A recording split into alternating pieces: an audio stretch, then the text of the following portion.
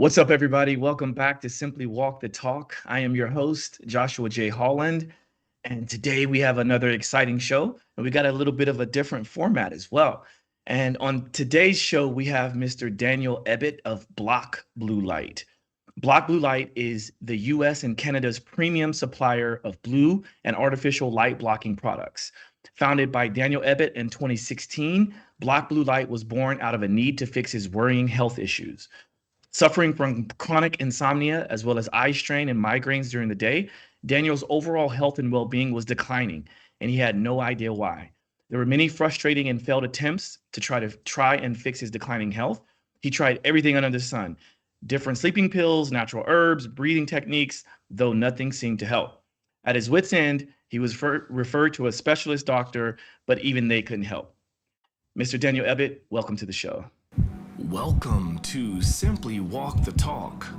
Our bodies and minds adapt to what we do most of the time. If you want to change your body and mind, you must change what it is you do most of the time. This podcast explores all things health, wellness, fitness, lifestyle, and biohacking. Stay tuned as we explore various thoughts, methods, and experiences from a multitude of conversations between our interesting guests and experts through many fields of work.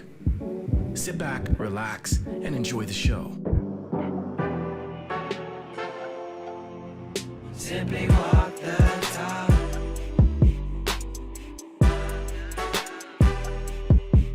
Simply walk the talk.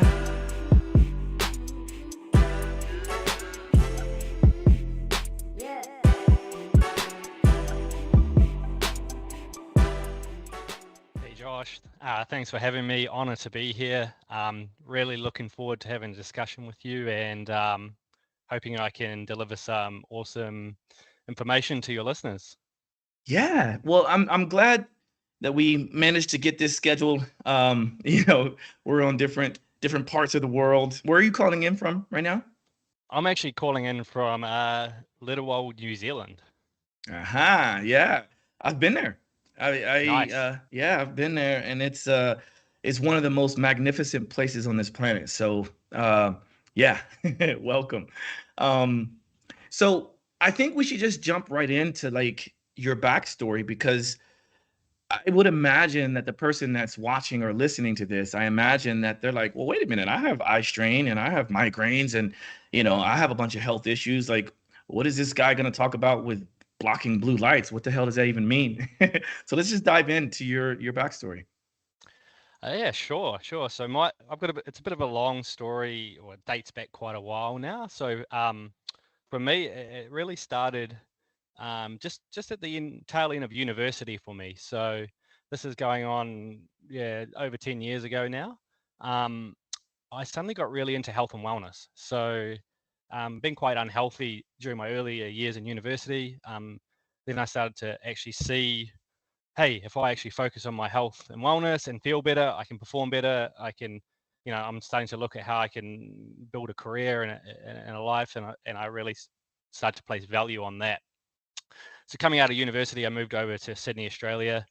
I wanted to go over there and climb the corporate ladder. That was the dream. Like get into the big corporations and just work my way up there. That's what I thought success was going to be for me. And I really at the time, I also got into powerlifting. So I really got into the gym, loved it, loved lifting weights, loved like the dieting aspect of it, and was competing over there at quite an elite level. So at that time, I really thought the way you are healthy is you eat well and you exercise, right? And that's all you need to do, and you're going to be healthy. So I was doing it. I was like, I'm doing it. I'm in the gym, I'm doing the hard yards, and I'm also like doing the diet. So, gee, I'm going to be healthy, right? Mm.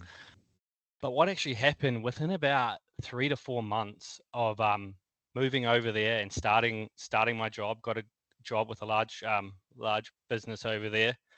So I was working indoors in a typical office with fluorescent lighting. I was on a lot of screens during the day, and I was on a lot of screens at night. So my career was in IT. So being the graduate, you got lumped with all the after hours work as well. So about 11 o'clock at night, I'd have to start working again through to about 12, 1 in the morning doing changes. And so what was actually I uncovered was my light environment changed substantially. So I was indoors all day under artificial light. By the time I left work, the sun would be setting.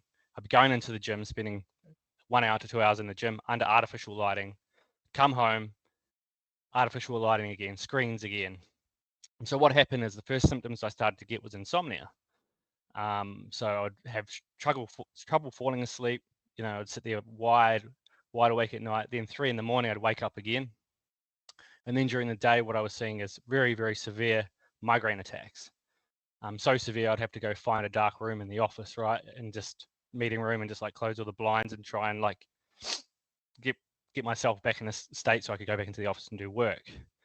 And yeah, so back then, obviously didn't make any connection to what was going on. I just went to the doctor, right? And I was like, well, what's going on here? Like, like I can't sleep and I've got migraines and stuff. So unfortunately, the traditional medical system, the doctors, they just started to try and band-aid the solution. So I got chucked initially some sleeping pills at me, didn't work. And then they started to try off-label drugs. So antipsychotics, antidepressants, a whole cocktail of prescription medicines. And ultimately what they did is it made me feel a lot worse. These sort of things will sedate you. So they did sedate me to some shape or form, but ultimately I wasn't getting restorative and restful sleep. So I would feel drugged out and tranquilized also during the day. It got to the point where, yeah, like you said in the intro, I actually ended up going to some specialists to try and understand what was going on. And it got to the point where I think at one stage I got told, like, it's in your head, like there's nothing wrong with you. And I was like, wow, okay, like that's obviously like, that's the point of like, we don't know what's going on, but we also don't do any kind of root cause analysis here. Hey, it's just like, oh, here's a problem. How can we find some solution to put over it? But ultimately that then creates another problem over here. But ultimately after a lot of time of sleep deprivation, that starts to have a cascade of hormonal problems in the body as well. Other systems start to break down because they're not getting the restorative, restful periods as well. So my health really started to decline, and so I had to give up the gym. Like I couldn't sustain that lifestyle of putting my body under immense stress in the gym with training, and then also then trying to like perform in the workplace as well. So that had to be cut out of my life, and I was literally just trying to keep myself together so I could continue to work in the office. And so it was a really hard time for me. And when I eventually got told, like, there's nothing we can do for you, we can continue to just try more drugs, you're depressed, you need this, you need that, and I got to the point, man, when I just was like, I'm done with like doctors. Like this is not the way to fix myself. And it was quite a battle in my head because I'm like, health, like I said, like, oh, maybe I'm not eating well. Maybe I'm not doing the things enough. Like I need to do them more. But like, Right. like, and I'm like, so I was really searching for answers. And then I started thinking about it. I was like, you know what? Like my job is like analyzing in systems, right? Like IT systems, like looking at diagnosing systems, creating systems. I was like, why don't I apply that method of thinking to the human system, right? To go work out what's going wrong here. There's inputs and then there's outputs, and there's something's changed for something to happen. It doesn't just happen, right? So I started to just research, like getting into the internet and trying to trawl around, looking at research, looking at possible things around what could cause this. And the issue is way back then, sort of 9 years ago, like no one was talking about light and its impacts on our health, because it wasn't really impacting our health as nearly as much as it is now. Like the digital age was only in its infancy. We didn't have, I think at the time it was like an iPhone 2, right? Like there wasn't all the tablets and the devices and the lighting, and there was, but not so infiltrated into our lives. So no one was really talking about it. But I did discover someone that was talking about it. And that was actually a neurosurgeon in the US called Dr. Jack Kruse. So, yeah, and like it just like it seemed crazy when I first saw his stuff. Like no one even knew really who he was back then either. Like, and you talk to most people in like the biohacking natural health circles, kind of heard of him, probably heard him on a podcast or heard someone talk about him and understand his concepts. But no one was talking about that back then. So I tried to unravel his concepts and what he was talking about, which can be very, very difficult to understand because he doesn't put it in layman terms for most people, right? It's very That's right. complex. It's very quantum biology, sort of very, very complex terms. But there were some key messages I got out of that, right? And it was, first of all, like there's a quote, actually, there's a big quote that stuck with me, and it sticks with me to this day. It was a very simple one. It was like, health is about light, not food. And I was like, well, what are you talking about, man? It's like what you eat that's going to determine how healthy you are. And what he meant by that is, like, so many people are focused on what diet they're eating, like how many carbs, is it keto, is it this, is it that, like trying to dial in to the nth degree, but they're completely disregarding a factor so more important above that, right? And he was like calling like the food gurus, right? And like bulletproof diet, bulletproof coffee, keto this, carnivore, and it's like none of that matters unless you're doing the other things above that level that are going to significantly impact your health. Right. And so I just started to absorb and learn his concepts. And one of them was talking about, well, one of his main pillars is light. He's got three. It's light, water, and magnetism. Really started to focus in on the light aspect because I felt like that was something, when I looked at my own lifestyle, was having a significant impact. And it was in particular around looking at blue light, which is primarily, we are taking that in from most artificial sources in a very unnatural state, not how we normally consume blue light in nature. And I looked at my own lifestyle and said, well, yeah, like, holy shit, like I'm just indoors all the time. Like, yeah, no shit. Like, yeah, like Right. it just made sense, right? And Yeah. I was like, okay, well, how do I change this, right? Because I work in an office. I can't go in and just shut all the lights off and not work on screens. Like, I get what you're telling me, Jack, but like, what do I do, right? And at the time, like, there was no such thing as blue light glasses, really. They kind of existed, but the way they existed was in a way that there was like repurposing safety glasses, right? Like they're Oh like, yeah. oh, they're, I have a yeah, pair, like, or I have a few pairs actually. Yeah. yeah, like they're called UVEX, right? Which UVEX Hmm. is a safety glasses brand. Like, hey, if you buy these, they can mitigate like 99% of blue light. I was like, well, fuck, I'll give that a try. Like, but I literally couldn't find them in Australia. I ordered them off Amazon eventually from the US, got them over. Started wearing them. I actually even started wearing them in the office. I was like that desperate, like during migraine attacks and stuff. People were like looking at me like, who is this guy? Like Mm. wearing these big, ugly like glasses. And I primarily started to use them at the right times, like mitigating the light at night to try and allow the blue light exposure at night to not have the impact of daylight on my brain at night. And yeah, within the space, it was very, very quick to notice that yeah, this is the first thing I've done in like the last year that has actually started to move the dial in the right direction.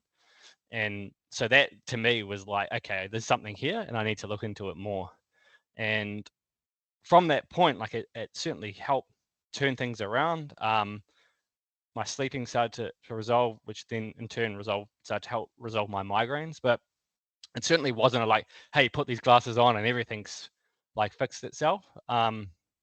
So what it led to is more research, right? And to understand what the research says about this and how it works. And what I found was like, hey, like these glasses are a good step, but they're not actually optimal in terms of what the science tells us, Hmm. in terms of what frequencies of light you need to block at certain times a day. So using them during the daytime wasn't a good idea, right? That's what I learned. I'm like, oh, wait, now I'm blocking most of the light. My brain's not getting enough blue light. And then at night, it wasn't still blocking enough to align with like academic research on certain frequencies that could disrupt melatonin. So I guess what I initially started doing was like, I saw how much of a profound impact it had on me, and it started to unravel a lot of the pain I went through to get to this point, right? And I had no intentions of starting a business or anything. I was like, oh, this is, my calling or anything, but I was like, I want to help other people not go through what I just went through, right? Like, let's make this more available. So I just initially started doing is like importing UVEX glasses from the US just to make them available in Australia. Like, I was like, let's just get Wow. a website up. This is 2016. Get a Yeah. website up, start selling them, like, and start telling the story, right? And see what we can do. And yeah, it was interesting because, like, I guess for the first like 2 to 3 years, people just thought I was crazy. Like, it wasn't a big thing, but yeah, there was certainly, like, there were some people that understood it and were buying them, but it wasn't until we started to see this evolvement of technology, right, 2016 to 2022, you look at where we've come and how much of a problem it is now versus it was then. And so, yeah, I've just been on the journey since then of like, how can we start to create products to allow us to interface with the current world we live in. Like, I'm all for technology. I think it's got some really benefits to society, but it's a double-edged sword, right? It can be very harmful to us as well.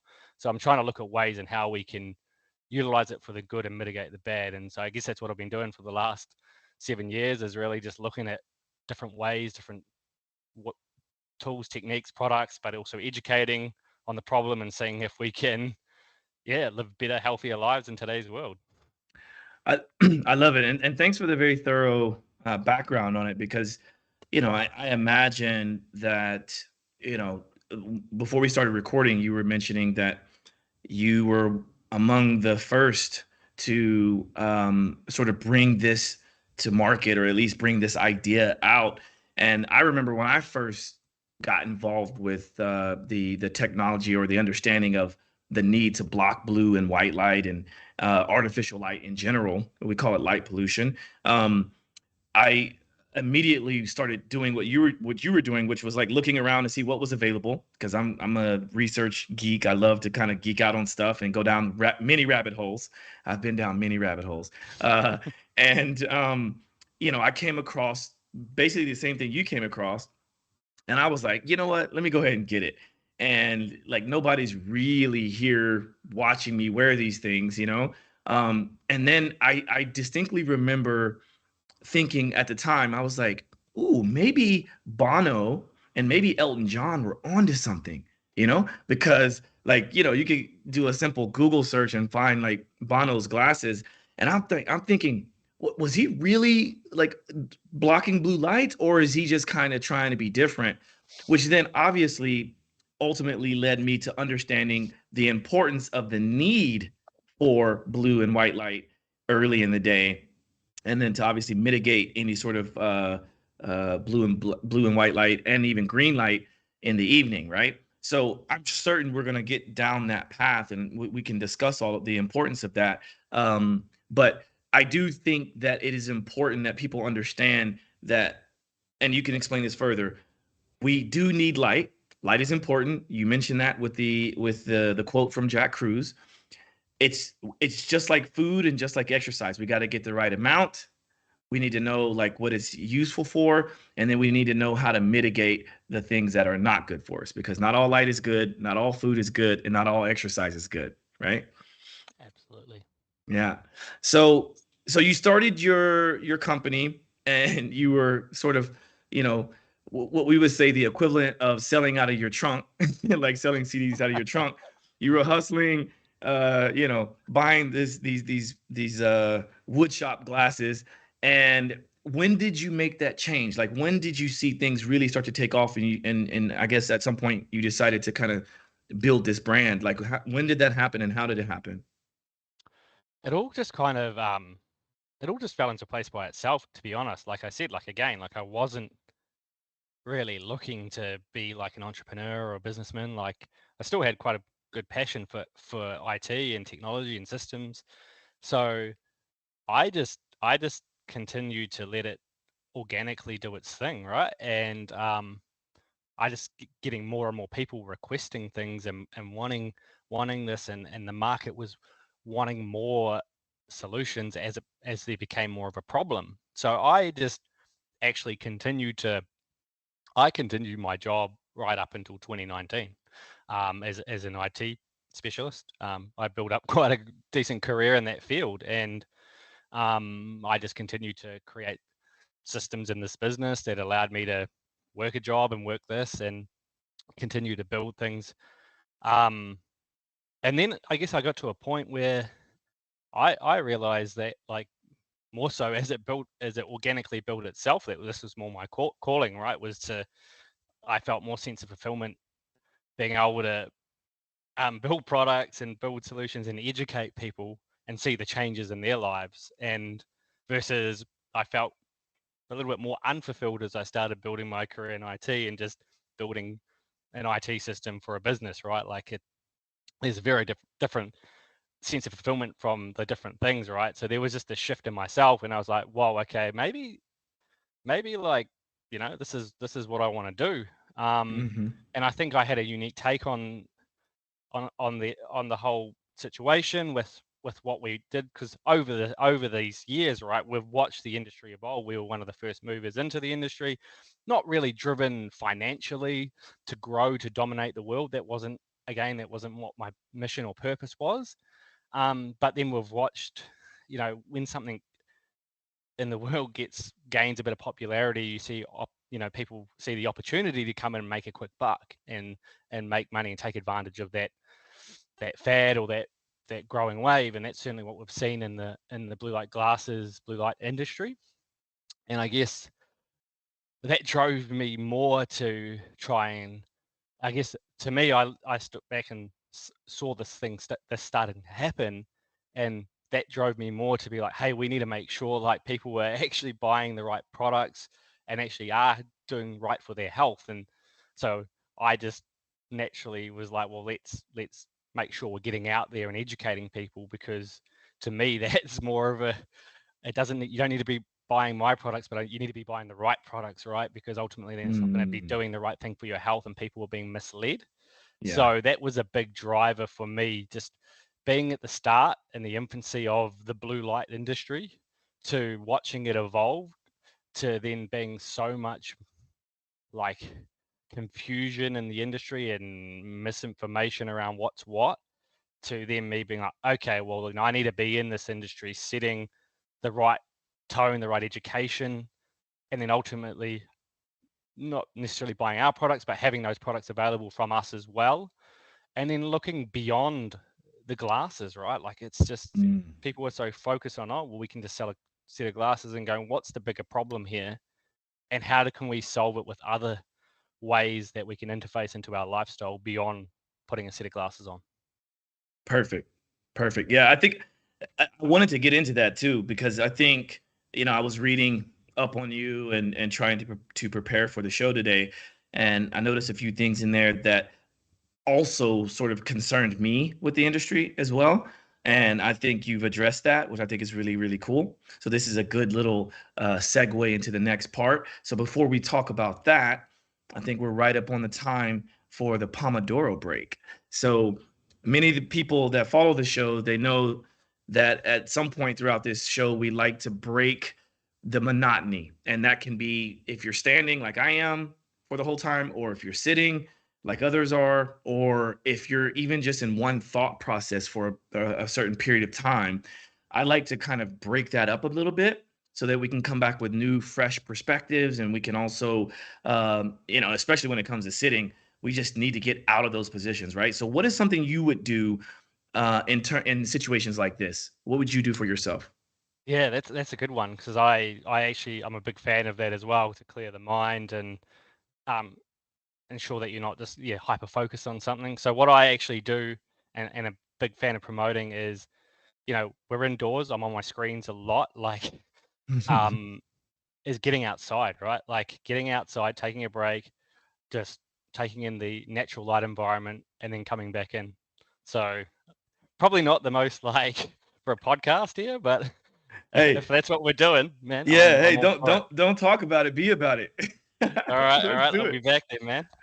Right.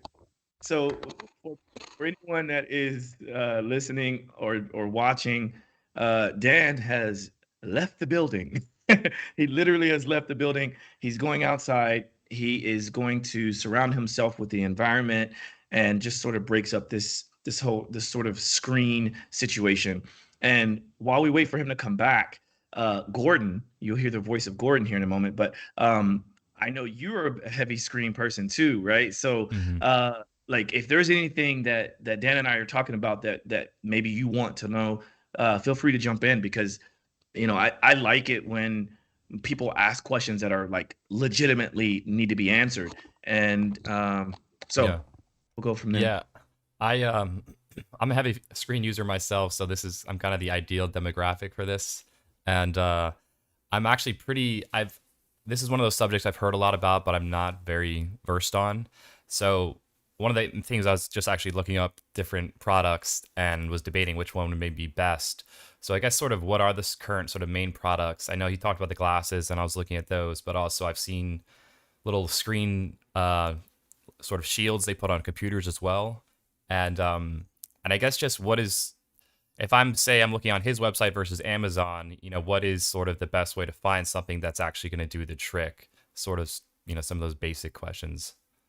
Yeah, and Dan, before you answer that, if you don't mind, that's a very good point, Gordon, because um, I mean, like you actually wrapped that up perfectly, because the what I hear a lot, because I'm also a big fan of blocking blue light and understanding our environment, how it works. The question I get a lot is this sense of like, what's the one thing I can get that's going to fix my light situation? And usually it's not just one thing. In fact, it's a multitude of things usually. So I'm sure Daniel will be the first to kind of explain that, but you can go in there. But I just want to make sure that whatever is said, that we leave people with this understanding of, you may have to do as much as, like in my apartment here, I can control the temperature of the lights. I have like little night lights. I have a little like small flashlight, and everything is normally set for nighttime to mimic fire. Like what would fire look like, right? Like it's kind of reddish orange tint.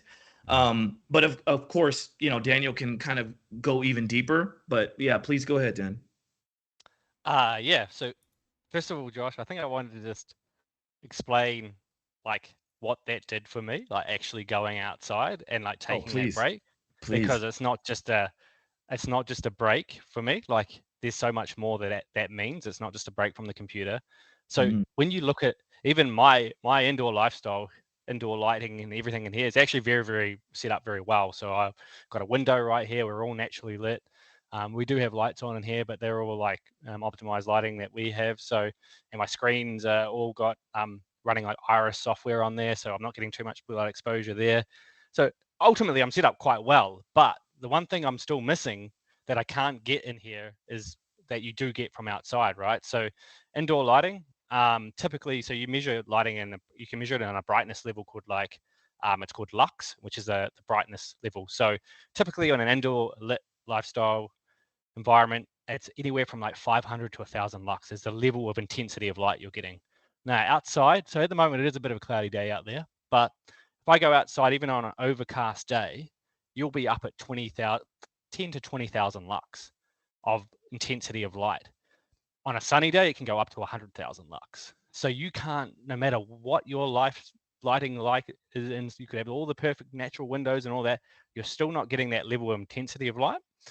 That's very important during the day. Light during the day is very good, very needed for mood regulation, for energy levels, for the right hormones, neurotransmitters to be released, right? So if you spend all this time indoors, even if you have all the right tools and lighting and screen filters and glasses, you're still not replicating outdoors. And there's also two important frequencies we get outdoors, which is infrared light and UV light. So that doesn't really generally pass through windows. It's filtered Mm. out. And those are very beneficial wavelengths to the body. So now what I'm doing when I go outside, even if it's just for a minute, I'm taking in those light signals into my brain, and it's checking into my master clock system that runs my circadian rhythm, my day and night cycles. The frequencies of light are changing constantly throughout the day. And your eyes taking that in is almost like checking into your master clock for it to be in sync with what's happening during the day to ensure your hormones or neurotransmitters are being released at the right time of the day. Now, that's going to play into how things go for me at nighttime.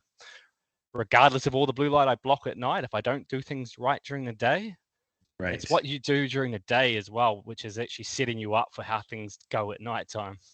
Now, one of the biggest things we get from our customers, like they're like, I'm doing all the things, like I've got the glasses, I've got the lighting, I'm doing all that, and they're not working. Like I don't buy it. Like, it's not working. And then the question is like, okay, what are you doing during the daytime? Oh, well, I just work in a dark room and I don't, I'm on the screens all day. And it's like, what?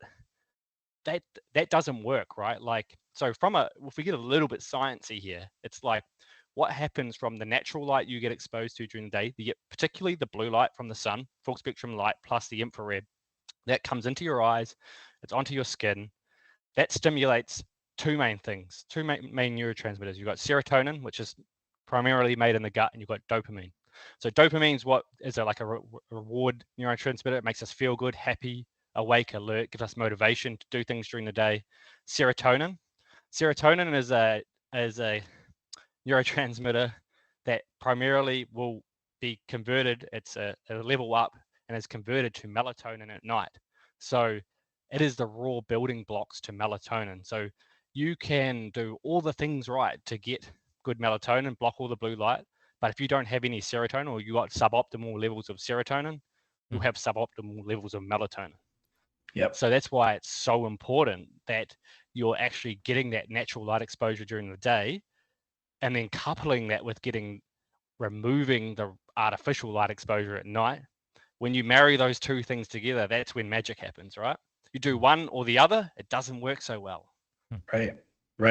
Well, if I can add another layer to that, right? So again, this goes back to what I was saying before you answered that, Dan, is there's so much complexity, and it doesn't have to be complex, right? Because we can just go outside, as you said. We can go outside when it's daytime, and we can go inside when it's nighttime, and keep the lights off or whatever. But another thing that I think is also important in that conversation around making sure that we get enough light in the daytime to kind of reset that circadian rhythm, and then we don't get that type of light at night, also is the grounding component. So what I imagined when you went outside is like, oh, going outside not only should allow us to get the right amount of light and hopefully do some kind of breath work or breathing or something, but we should also kick our shoes off and put our feet in the ground, right? And this is also what we don't get when we're indoors all the time. So even if you're indoors all the time and you got all the lighting right and you got all of this right, if we're never grounded and we're always in an insulated home or situation, then we're also going to be missing a bunch of healing components and a bunch of things that will help us to truly live an optimized, healthy life.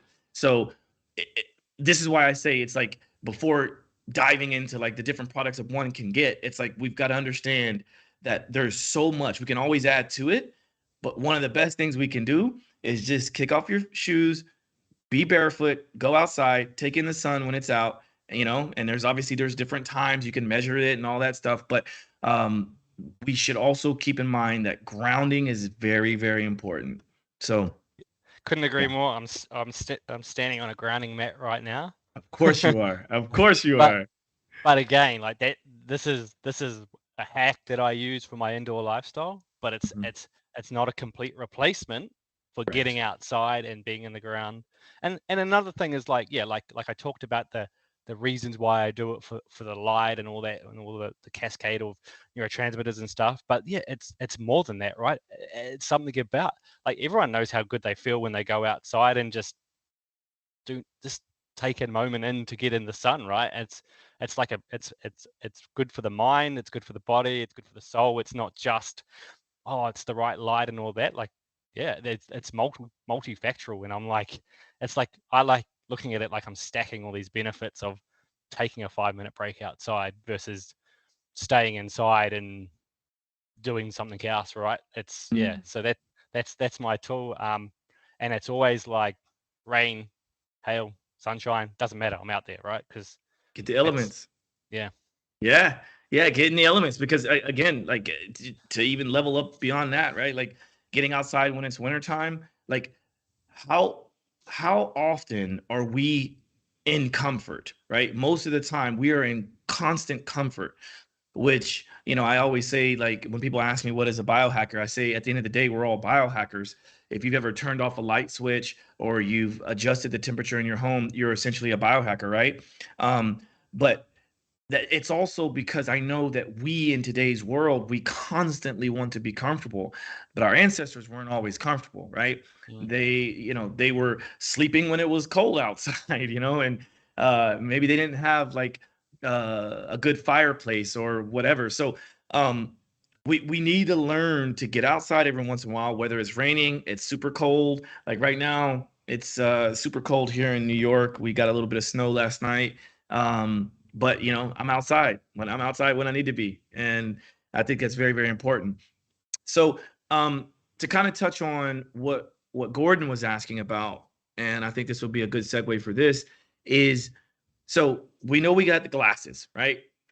And the glasses don't quite fix everything because let's face it, you can still get light through the sides of the eyes and maybe above and below.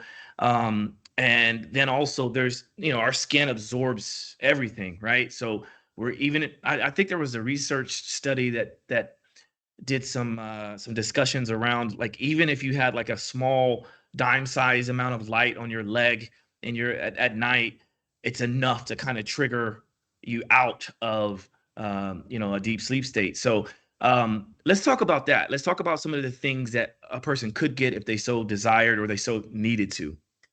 Yeah, so I can unpack a bit of that. So first of all, the glasses is an interesting one. I just wanted to touch on one thing about the glasses that you mentioned. So it's actually a common question, like coming in the sides and the top, is that undoing all the good things, right?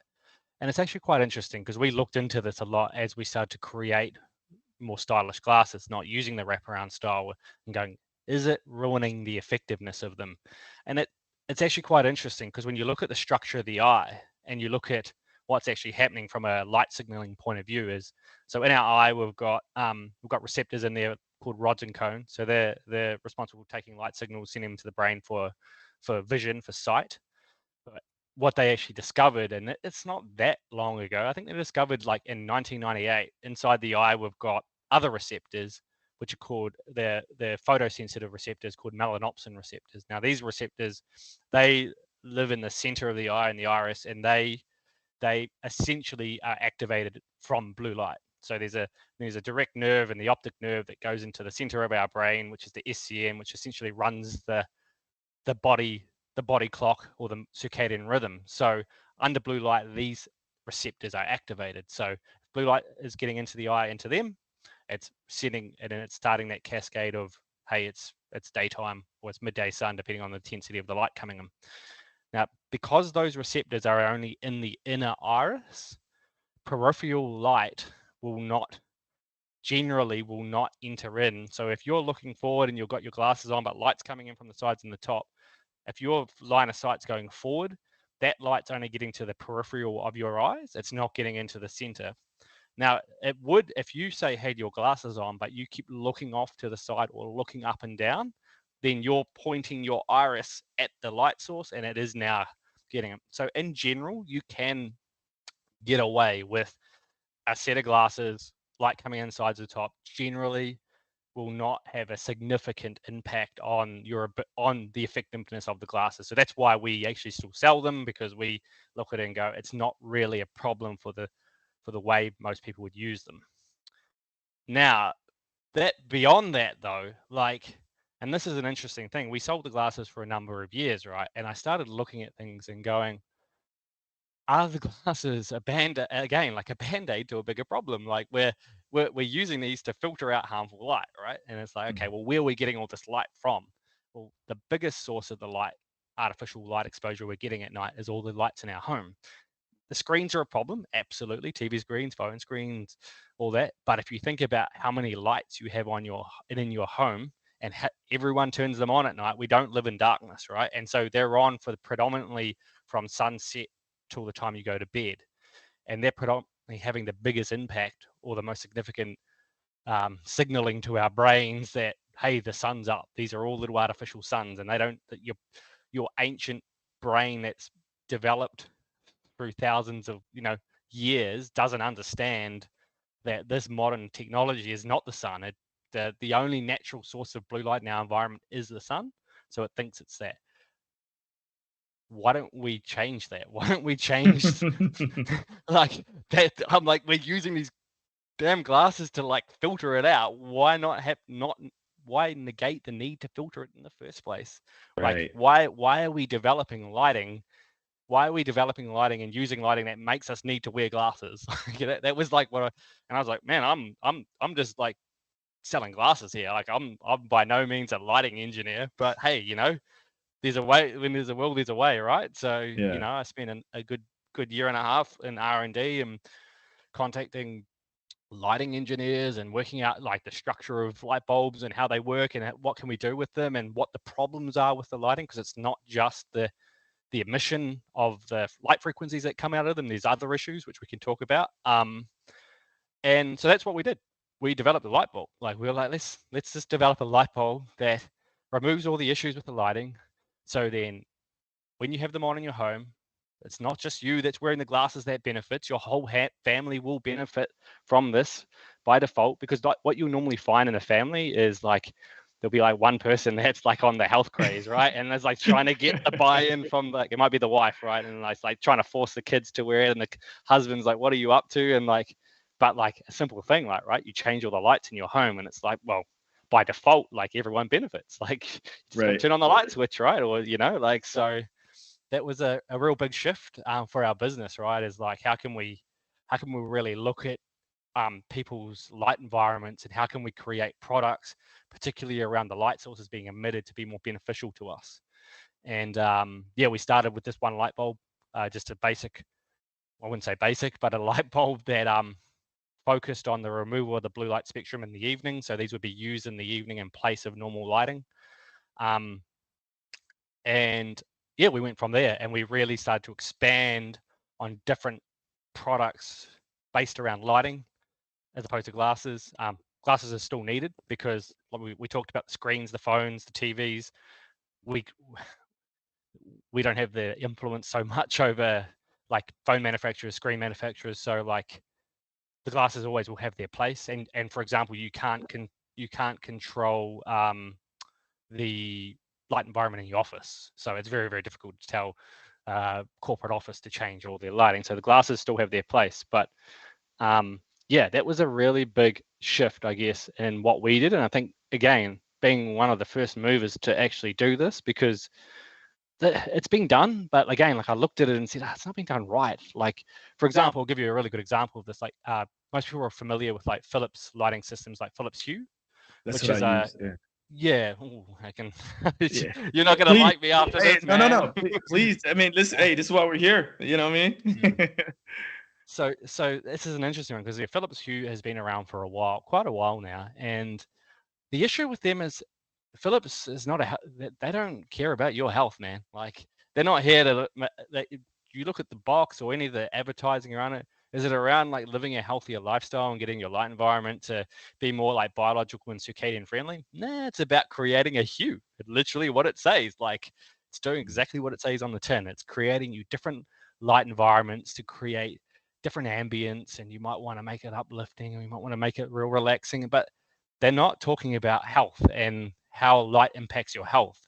And the issue with that is when you unpack that type of light, there's a whole host of problems with it. Now, it is a little bit more beneficial than standard lighting. I'll give you that. Like there are benefits to it, but is it optimal? It's far from. And I'll unpack the different problems with it. So the first thing which we've talked about is the actual the color it emits. So it will create you a red or an orange or whatever color you want. But does it strip out? Like for example, if you want an amber light at night, like our amber light, they may look visually the same, but has it stripped out the blue light, or has it just created that color by mixing a whole bunch of different colors together? And so now really quick, so sorry. I think Gordon has shared the screen just for anyone curious about like what lighting he's talking about. So Dan, like while you're talking through this, if you want, you can refer to certain ones on here if you want. But Okay. I just thought I would throw that in there. Yeah, cool. So the initial one I was talking about is the Sweet Dreams sleep bulb, which is the amber one. That was like our flagship product we first created.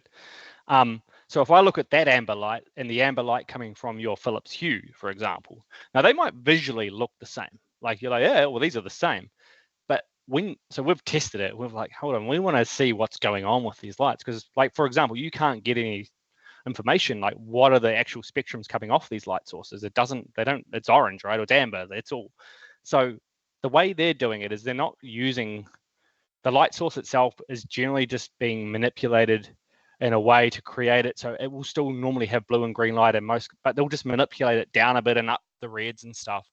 But when you look at the actual spectral output, it's still got blue in it, smaller amounts, but it's not optimal. It's still got it in there. They've never been designed. They never make any claims about removing blue light or helping with your sleep, because that's not what they're ever intended to do. Again, they're not a health company. They're a lighting company, and they're creating different ambience of light for different moods and stuff like that. That's number one. Number two is a thing called flicker. So I haven't really talked about flicker at all. So flicker is an interesting one. So pretty much most LED light sources will have flicker in them. What flicker is it's the light source turning off and on very, very quickly. It's turning off so quickly that visually you don't generally see it. You don't perceive it through your sight. It's something that's not seen. But what it is your brain is actually processing that flickering image, and it's generally doing it 120 times a second. And I'll explain why it's 120 times a second soon. But what that's doing is causing neurological overload and stress on your brain, having to process an image turning off and on very, very quickly, and processing it in a way so then you don't visually see that. So your brain's working overtime. What that leads to, and the symptoms of that are very similar to the symptoms of overexposure to blue light. You get headaches, you get eye strain, your brain gets overworked, you feel anxious, you just feel worn down at the end of the day, that feeling of like tired and wide. Like people, like sometimes it's quite common, like I've been working in a corporate workspace for a while, and people are just like, man, I feel like drained at the end of the day. And it's like, you realize you've been under the light source for like 8 hours, and it's like your brain is probably working twice as hard as it has to just to deliver a visual image to you. So what causes flicker? Now this is interesting. So all the power sources into our home, mains power is called AC current, which is called alternating current. Why it's AC current versus DC, which is direct current, is the power station, your substation, has to get electricity from where it's generated into your home. In order to do that, it needs to pulse it down the line so it can travel a lot further distances into the home. And generally that's fine. Most things are built, like all our electrical devices are built for AC current. It's built to take in the pulsating current. Generally it's 50 to 60 hertz, so it's double that, the pulse rate. So it's 120 times a second it's pulsing in. Now, the older type of lighting we had was incandescent and halogen. That's a heat source light. So what that means is the electricity comes into the lighting, it heats up a filament, and that filament produces heat and light. So it can handle a current pulsing very quickly because the filament doesn't have enough time to cool down to create a complete on-off situation. There is still flicker in incandescent lighting, but it's not the same. It's not to the same intensity of it coming off and on. There's a little bit of a pulsing of it going lower and higher, which we don't really see. But so the higher the wattage in an incandescent, the better, because it's burning hotter to be burning brighter, so it doesn't really cool down as much. The issue with so LED light sourcing is that I like to look at it like incandescent is analog and LED is digital. So digital light source, electricity's in, all the diodes inside it are lit up. When it doesn't have power, they all just shut down completely. Now, if you think about when you turn on an incandescent light bulb and then you turn it off at the light switch, it doesn't instantly turn off. It takes a long time for it to cool down. Now, if you turn off an LED light source, poof, it's just gone instantly because it's got no power. So what's happening with the AC current? It's coming in, it's pulsing. So the LED light is literally taking in the AC power and it's turning off and on as the power comes in. So you combine the wrong spectrum of light, combining that with the flicker.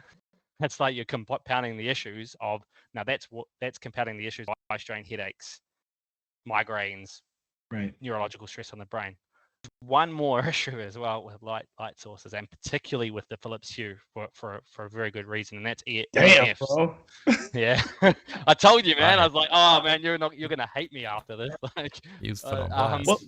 But before you talk about EMFs, just quickly, I will note this is very, very, very poignant. So yesterday I was doing some content creation, shooting videos, and of course, like you, most like good videographers and good photographers, they have to factor in light. They've got to factor in all sorts of things, and it was the first time that when we were shooting in here, because again, I'm thinking I got my fancy lights, like, hey man, you want me to turn the temperature down on the lights? You want me to do this and do that? He's like, actually, do you mind just turning them off? Because I'm getting a lot of flicker. And I was like, huh? What? Nobody's ever told me that, you know? And it was interesting that because I turned off one and he was like, okay, that one's good. He's like, but the other ones are still flickering. He was like, oh, but this one doesn't flicker. And I think it was, I don't know, one of these other lamps or whatever. But I just found that to be interesting. And so when you mentioned flicker, I'm like, maybe that's why when I put on my night glasses, I actually do kind of like slowly shut down, and I feel myself kind of getting ready for sleep easier than when I don't wear my glasses with these lights on, even though they're red. Yeah, so the glasses will help. So glasses can actually help mitigate the effects of flicker because you're mitigating the intensity of the light passing through into the eyes. So the flicker's still there, but to a much lower intensity. Interesting fact about flicker. So that's also a common way to look if a light's got flicker sources. Grab your phone out, grab something that's filming, and film it even on slow-mo is better, and it will, like, because a phone camera can capture a higher frame rate than your eye can, right? So you'll generally see flicker coming through when you film it. Wow. But that's the issue with that. Now, this is an interesting one because, again, like, now it's becoming popular. Everyone's talking about flicker and it's this thing, right? So like everyone's like, well, I've got to be in the marketplace and sell a bulb that's flicker free, and they'll literally just claim like, oh, look at our bulb, it's flicker free because if I film it with my phone, it doesn't show anything.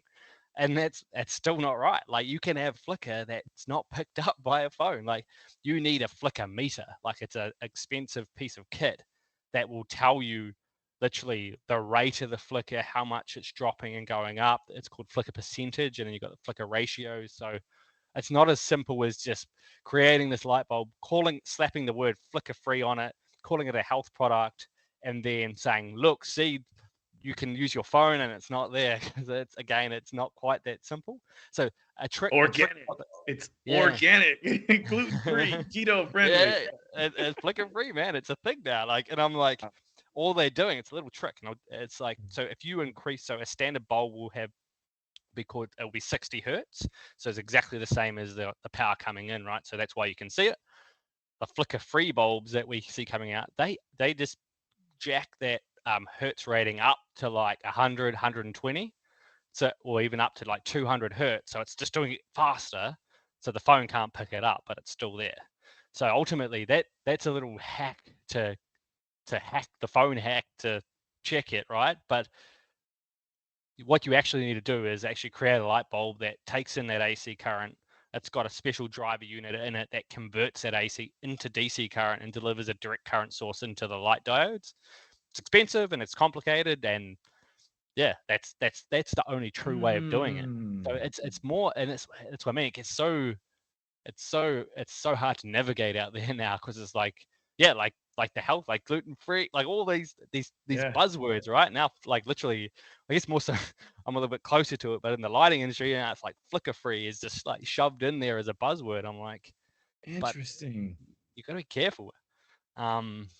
Yeah. So, but if I just circle back to the last problem with your lighting, and so I kind of just started to touch on it as EMF, so electromagnetic field. So most light sources will have a problem with this, and like most people that kind of understand what EMFs are, they'll think, oh, it's like Wi-Fi and it's cell phones and all that sort of stuff, and it is. That's your radio frequencies or RF fields. So now the question is this beneficial to our health? And the research sort of starting to come out that it's probably not so good to be overexposed to these frequencies of And our bodies on it. The non-native ones, right? The non-native Yeah. EMFs, yeah. Absolutely, and they are like non-native. Yeah, they interfere with our own body's way to take in frequencies and run our cells in our body and our mitochondria and our energy systems. So the issue with most light sources is they don't have RF or radio frequencies in them.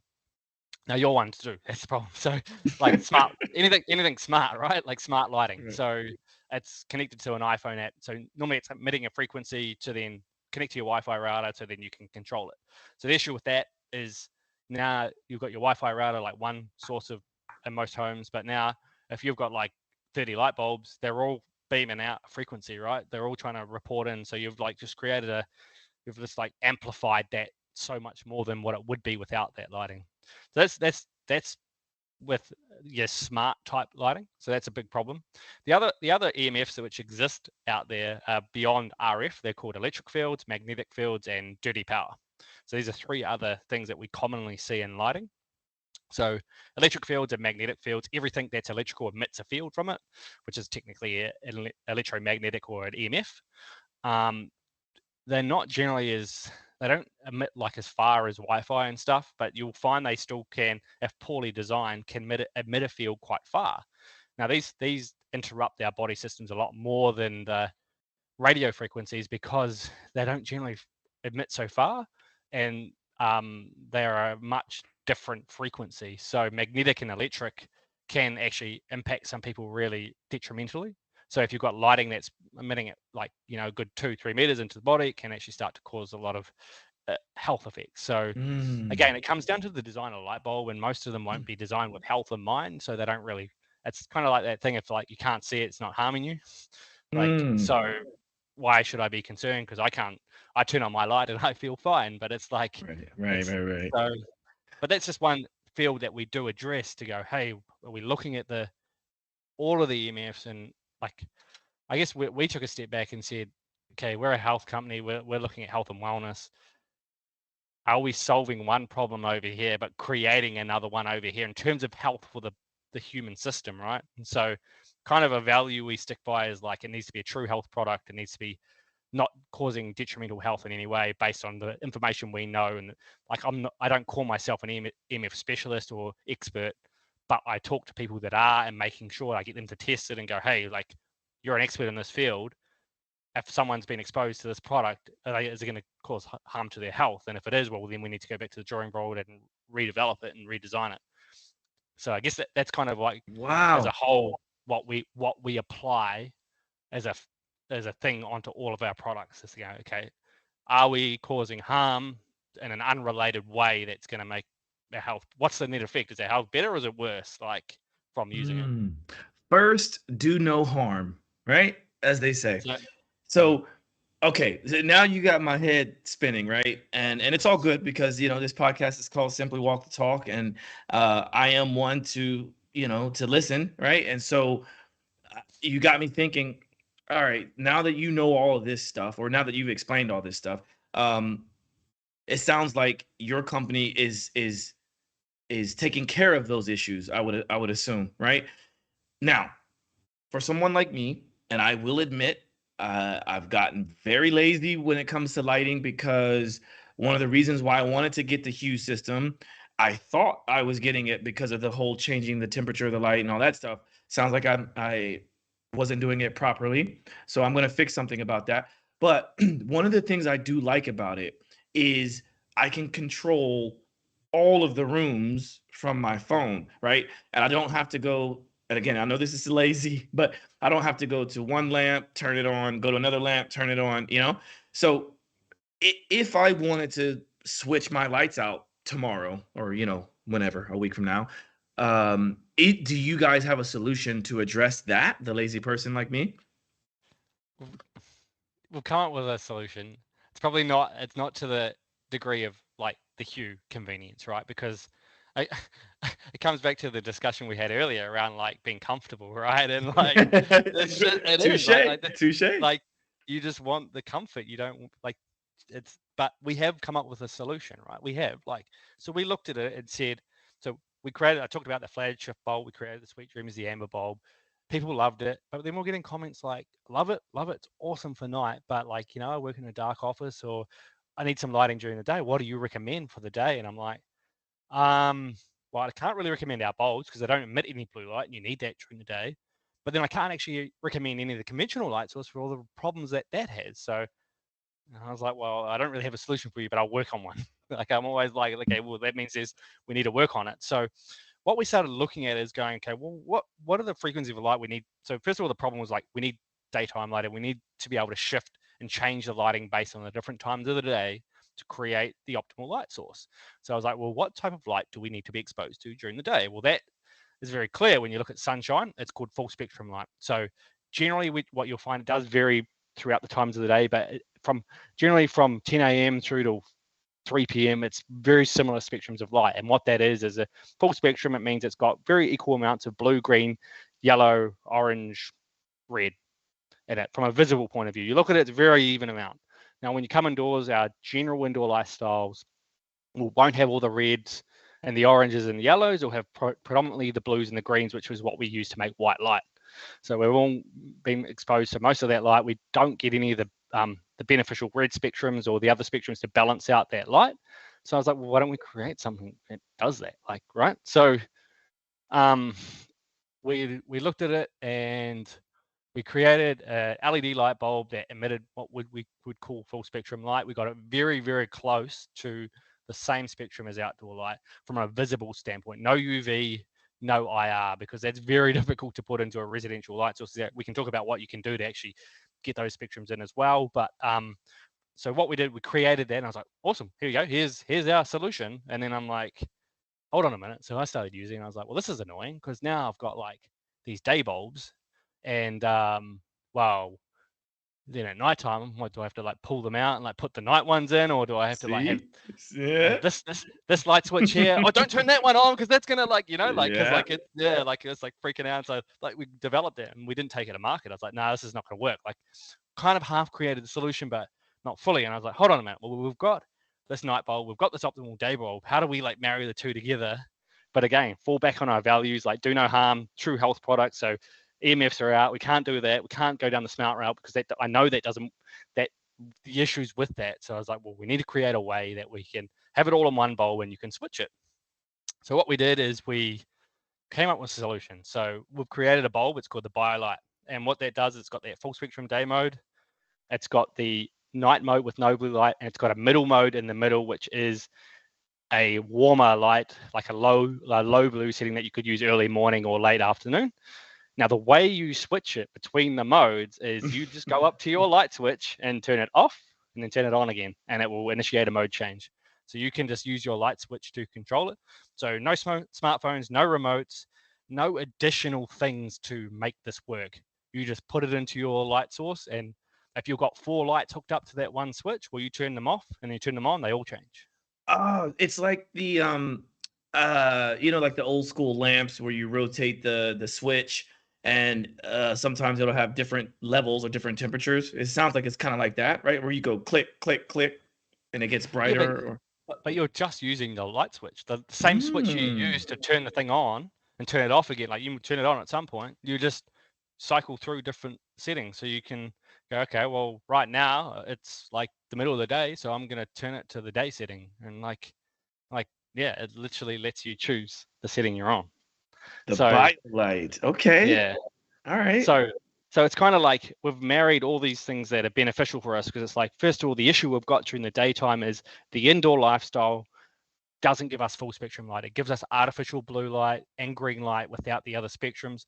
Let's bring in a more natural spectrum to the indoor lifestyle, but then let's have it so we can manipulate that as we change throughout the different times of day and night, utilizing that same light source.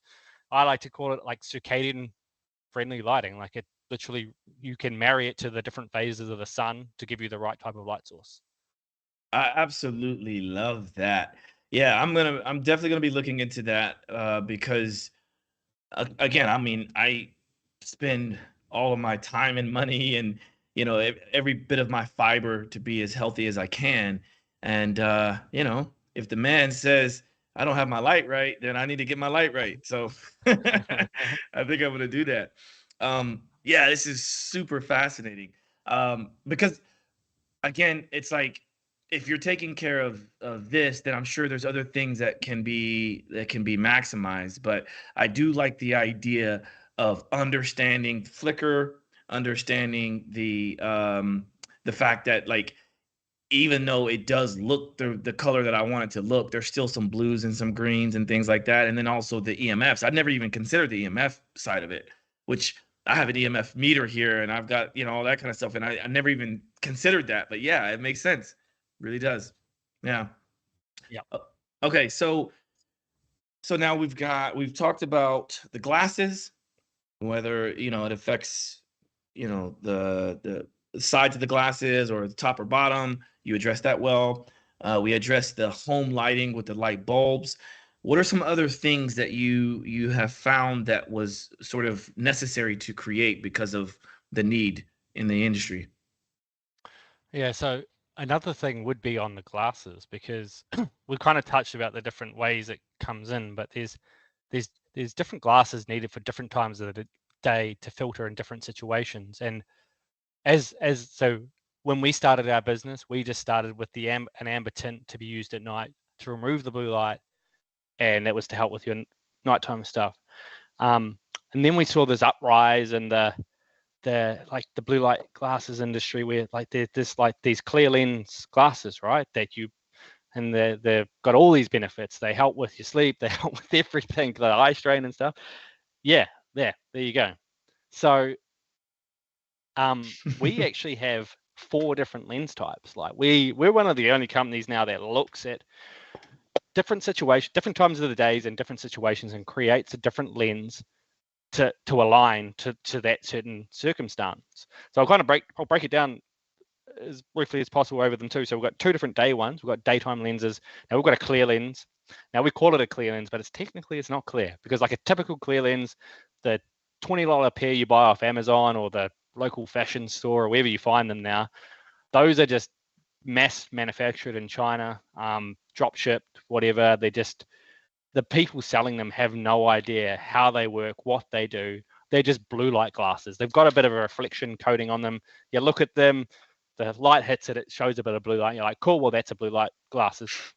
The issue with them is it's a little bit sciencey, but like most artificial light sources, like any LED backlit light source or LED lighting, it emits a certain frequency of blue light. It doesn't emit all blue light. So when we look at blue lights measured in wavelengths, which are called nanometers, so 400 to 500 nanometers is the full blue light spectrum.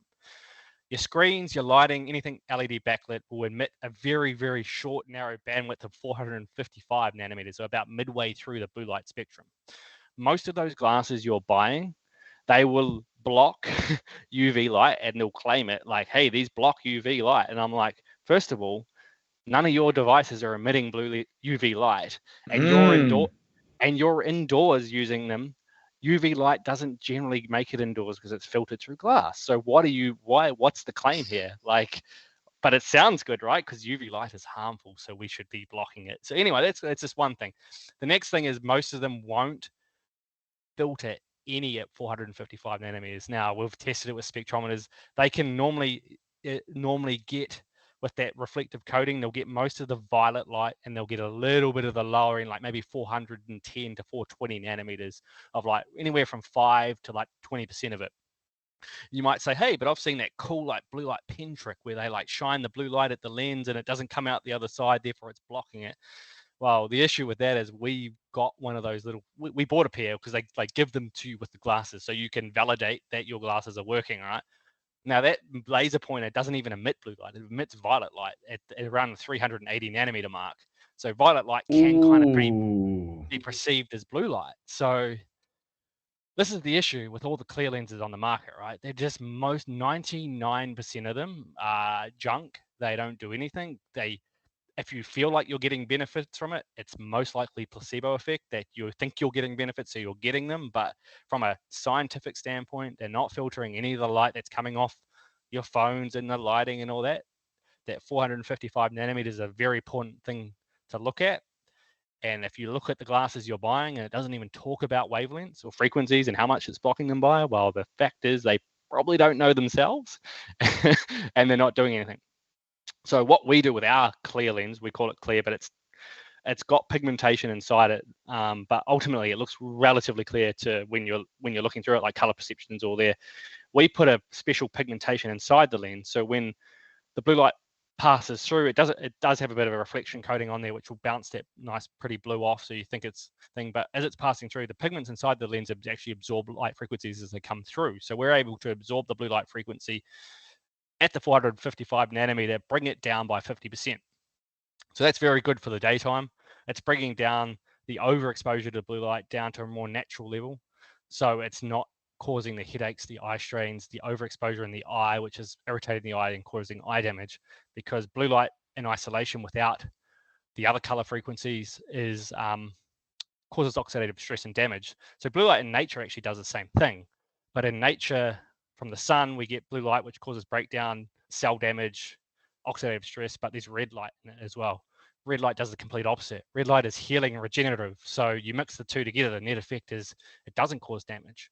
You come indoors, you strip away all the beneficial frequencies, you only leave the blue light frequency in it, it only causes damage. There's nothing to regenerate and heal. So that's why you'll see like red light therapy is a big thing right now, because it's trying to supplement the indoor lifestyle of not getting enough of those frequencies that have such healing and regenerative effects in the body. You know, it's a bit of a tangent, but so that's what those daytime glasses need to do. So that's what you need to look for when you're buying a set. You need to look for, is the company talking about different frequencies? If they are, that's great. Next step is, can they back that up with evidence? So it's all good posting on your website, it does this and it does that, and 450 nanometers is block. Show me a spectrometer or a light spectrum report that shows me that evidence. And now that's any company with its weight in gold that understands this will actually own a spectrometer or have some sort of lab that's done testing reports on their lenses that they can produce to a customer to look at. If they can't produce them, well then again, it's the same thing. They're probably just mass producing, don't understand it, have no idea what they're actually selling. So those are two things with the clear lenses. They're a little bit harder to navigate because like they're not blocking it all. Like when you're blocking blue light, it's a bit easier to tell, right? Like, can I see blue through the lens? Well, right. Yeah, no, like it's like, well, yeah, if I can see blue, then well, yeah, they're not blocking it. But like during the day, you're not blocking it, so you're gonna still see the color blue. You really need that analysis done by a proper piece of equipment to tell you those frequencies that are being blocked. The next one that we do is a yellow lens. So a yellow lens for the daytime as well.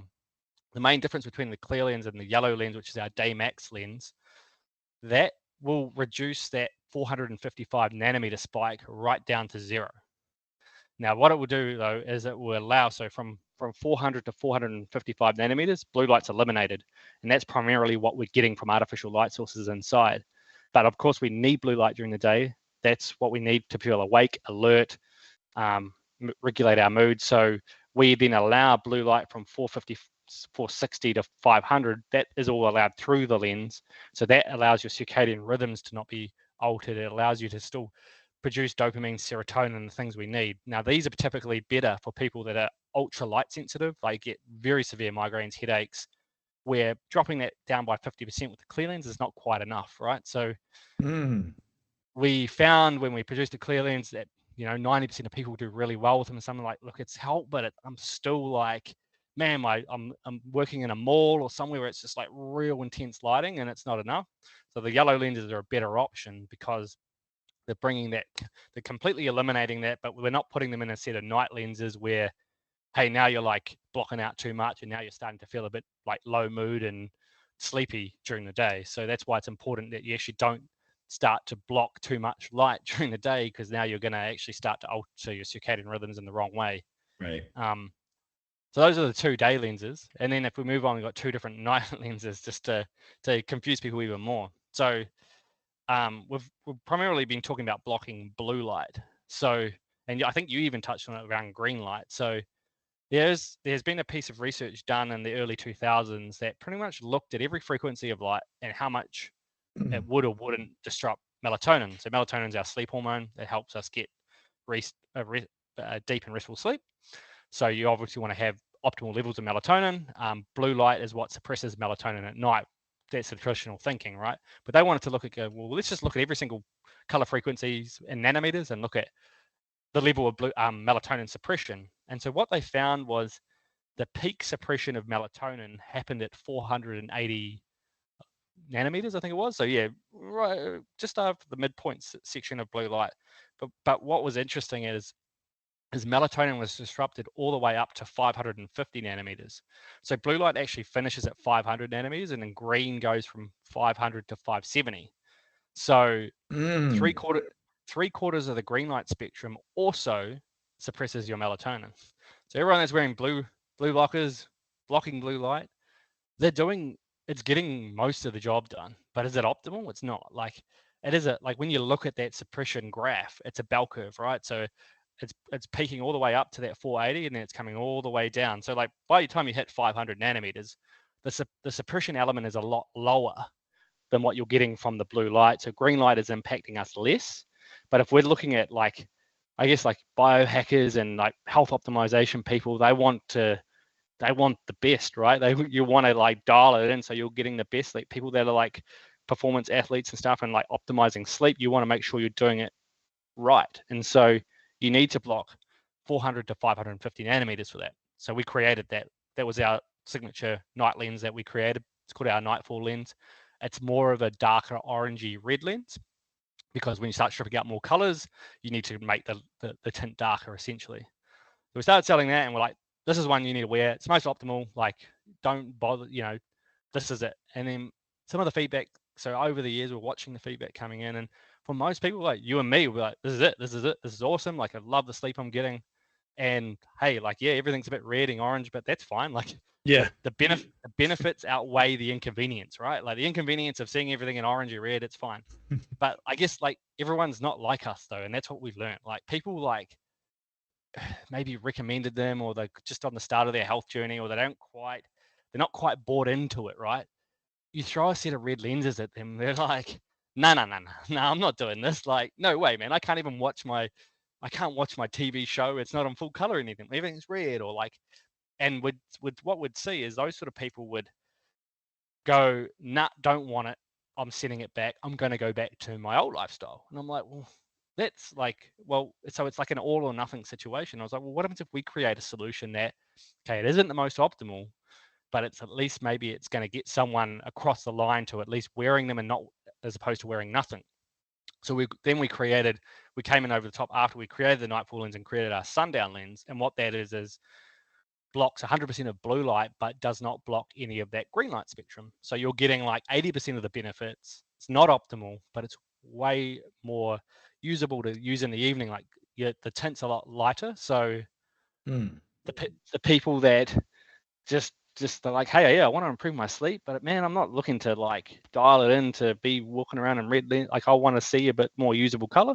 So it was kind of like, let's create a solution for everyone. Like, because I'd rather have someone wear those than wear nothing. And that's what we were seeing with some people. They're like, nah, don't want the red lenses. I'm just returning them, and I'll just go back to my old way. So I guess we've tried to think about all the different solutions of different light filtering for different people, different stages in their health journey, different, I guess, what levels of importance that they put on it. So that's the kind of the thinking behind all our different lenses. That's incredible. Very thorough. Yeah, man. You really got the wheels spinning in my head, because it's like a science experiment, or you're giving me a lesson in light therapy right now. And I kind of thought that I knew a lot about lights, and I guess I've learned a lot more today. That's for sure. Okay, so you've got the glasses, you've got and the variety of glasses for a multitude of people. We've talked about the indoor lights with the bulbs, and the different ones there. I know also, like when looking at the website, you have the computer screen cover, and also since I have you on, I mean, you might be the perfect person to ask, but there's a lot of people who know about the different options in apps that they can use on their phones or their computers or their laptops or whatever. Can you maybe talk about just quickly some of the other accessories you have, and then maybe touch on whether that's good or bad? Because now you're telling me my lights in my house are not good. So, I mean, is it worth it to even tone down the phone screen? Yeah, the phone screen. So yeah, in terms of other things we've got, so yeah, a whole host of different lighting products beyond light bulbs, like book lights, lamps, night lights, like solutions to make more practical, like when you're traveling, right? That's another thing. It's like traveling, man. Like you set up your light environment perfectly. You like go to a hotel room. You're like, what do I do here? Like I literally used to travel. I used to travel with light bulbs. Like and I just go and swap all the light bulbs. I then believe it. and then you'd forget them when you leave, and you're like, fuck. Like just like so. Like we've got like portable lamps now that are like battery powered and stuff, right? So you can take them with you. But the other real key accessory we have is sleep masks. Now this is an interesting one because you could do all the things like the daytime stuff, the nighttime stuff, do it all right, and then you like, yep, got my glasses on, like doing it all right, and then literally get bedtime, like turn all the lights out, take the glasses off, and then like you've got all this light pollution coming in your room, right? It's like in a way you're like undoing all that work because the light pollution has blue light in it, which is coming into your eyes at lower levels, but then that is ultimately not pure darkness for your brain anymore. So it's lowering your deep and REM sleep cycles down because there's a low level of lighting, which we've evolved to sleep under dark, like in a cave, like pitch black, right? So using a sleep mask, well, you got two options. You can either get blackout blinds for your room, like kit it out so it's like pitch black in your room, or look for a sleep mask that will actually block 100% of the light. So it needs to come kind of seal around the eyes, allow the eyes to still open, which so it's comfortable. But that's a key thing, right? Like because you've done all the wrong stuff right up to bedtime. Like now's when the magic happens. You don't want to undo it all, like and then get like suboptimal sleep. So so essentially assuring that you have a dark environment, whether that be by altering the blinds and stuff in your room to make it dark, or altering it for your eyes by putting on a sleep mask. Great for traveling as well, because like again, you're not going to travel with blinds. Like, well, I'll tell you one thing. I used to travel with some black tape and like tape up windows and all sorts of stuff. Like, yeah. But so that's one good thing to have, like, is in your toolkit. Yeah, interesting to touch on like the phone screens and like the screen protectors and filters and stuff like that. So like we have an iPhone one for the iPhone. Now we created this before, like way back when they first came out, right? And there was no apps or anything to put on your phone. So they've since, like Apple's released Night Shift and stuff. So technically, like the benefit of our screen protector is it does filter blue light, but it also provides protection to your screen at the same time. It doesn't rely on you to turn on the app. So that's the benefit. But in all honesty, you don't need it. Like you can start to use these apps. Now I'll just discuss the apps a bit because people think, oh, night shift mode, like it's perfect, or the night mode on Apple and Microsoft, they've all got them now in some shape or form. The issue with it is they don't remove all the blue light. They reduce it down. You'll see your screen turn to like a yellowy hue, and that's really good for the daytime. Like it's like night shift mode. It should be like day mode. Like I literally have mine on all the time. It's on 24/7. And the issue is that even at night, like there's another two pieces of software which are really good to use. You've got Iris Tech, which is another piece of software you can put on your computer where you can manipulate the levels of blue light during the day. And there's another one, a free one called like F.Lux. So both are really good. Yeah, Iris is a little bit better. It's a little bit more, it's like $10 or something. But like he also addresses flicker in screen. So he has the ability to manipulate the flicker in it. So it's probably worth $10, in my opinion. It does very similar things in terms of blue light exposure. But the issue with all of them is you've got a hardware problem you're trying to solve with software. So just think about it for a minute. So it's a hardware problem of the screen. Now you're running a piece of software to try and solve the problem. So we actually wrote an article on this because we looked at it and said, well, like, are these apps working? Like, can they truly work? And from a hardware standpoint, can it work? And it can, but it can't optimally, because there's a thing in LED screens called LED backlight bleed. So when you look at for example, if you look at a screen and there's no image on it, it's just black, right? But when it's turned on versus it's turned off, you can tell. Like there's a kind of like a white, like, so if it's black and you turn the screen on, you'll know, even though there's no image on it.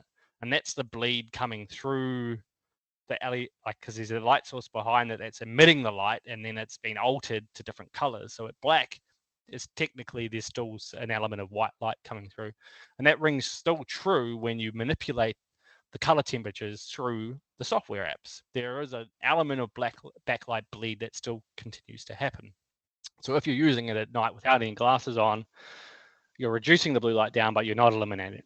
And you don't have any feedback mechanism in the piece of software to tell you that you've eliminated blue light or you haven't, because they just have a like, hey, there's a warm setting and there's an extra warm setting and there's this setting, and there's no like you need a spectrometer, which is like $3,000 to like point it at your screen and then check, which I do because I've got that to check, and it doesn't it doesn't work. Like you can get it to a good point. But then if you like, for example, you put on a set of glasses that have been verified to eliminate these frequencies, well, you know that you got these on, like you're fine. Like, you know that 100% that it's being blocked. So the apps are good, but they're not the solution for everything. Like, especially at nighttime, like they're really good for the daytime. Like right now, the reason I'm talking to you without glasses on is because I've got Iris Tech running on my screen right now. There's a big yellow tint to it. I've got a window right here. I've got no artificial lighting that's detrimental. All this is our own light sources in here, which is flicker free. So like, I don't have the need right now to wear glasses, but that's not the case for like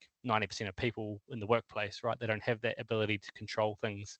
They may have the ability to put the software on their computers. That's a good first step. I would recommend everyone does it. Again, it's either free with Flux or it's $10 with Iris. So amazing.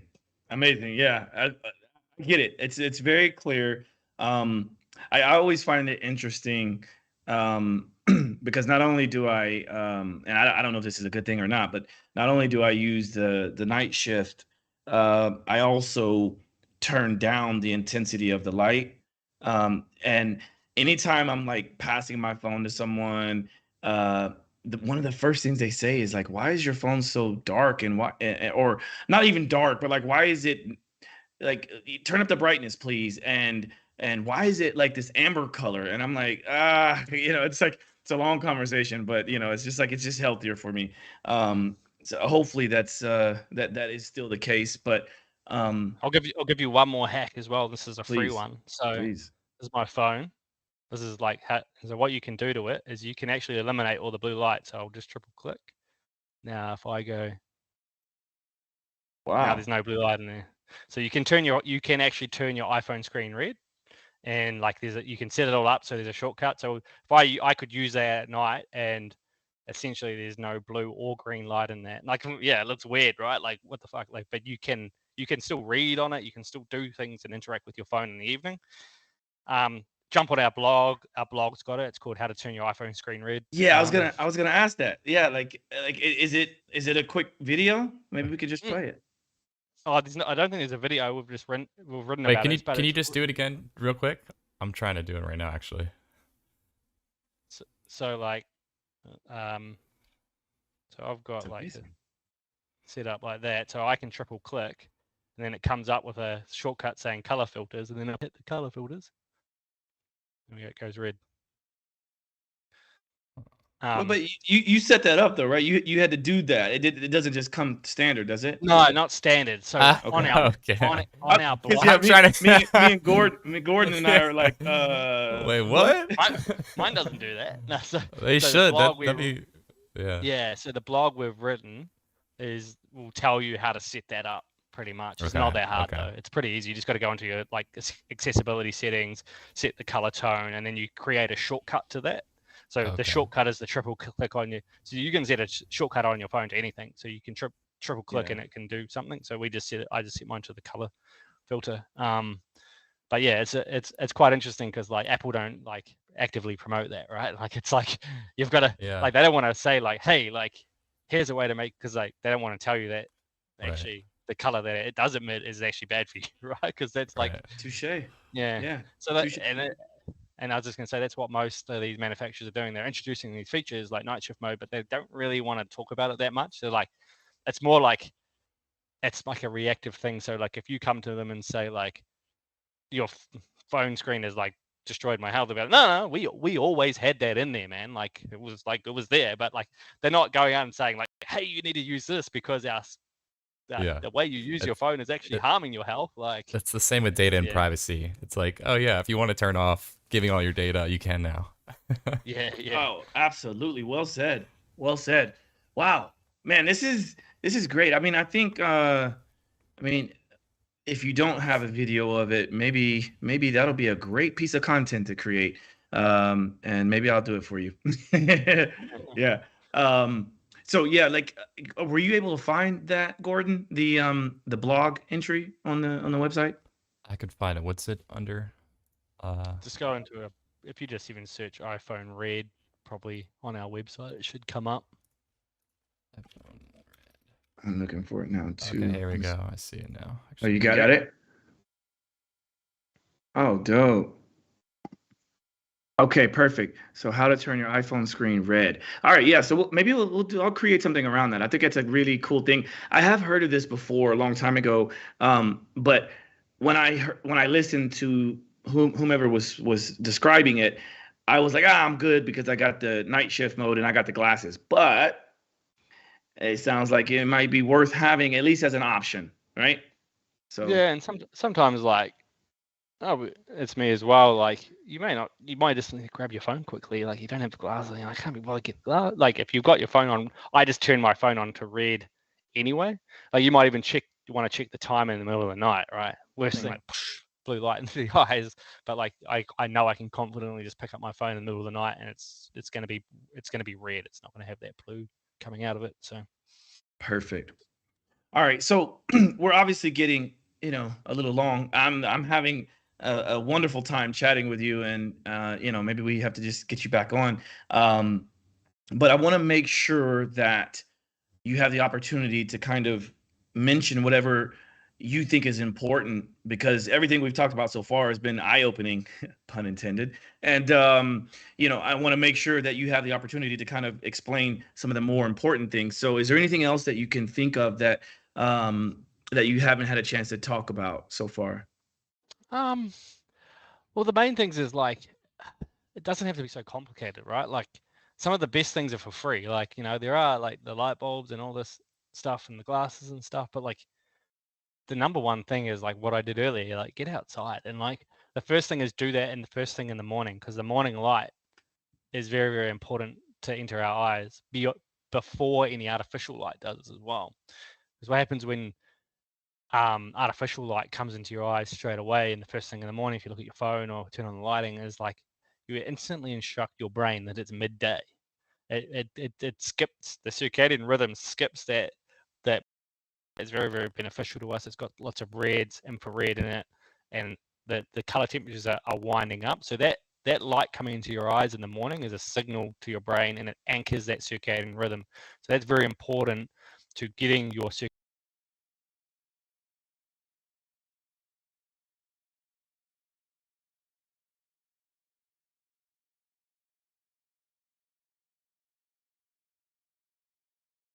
all the other hacks and stuff is like get outside. I'm smiling really big right now because here I am thinking that before this call, I was like, yeah, I got this whole light thing figured out. I know the importance of what you just mentioned in terms of getting this light first thing in the morning to kind of set the circadian rhythm. And I knew not to go straight white, blue, bright light, because what you mentioned about it signaling to the brain that it's midday.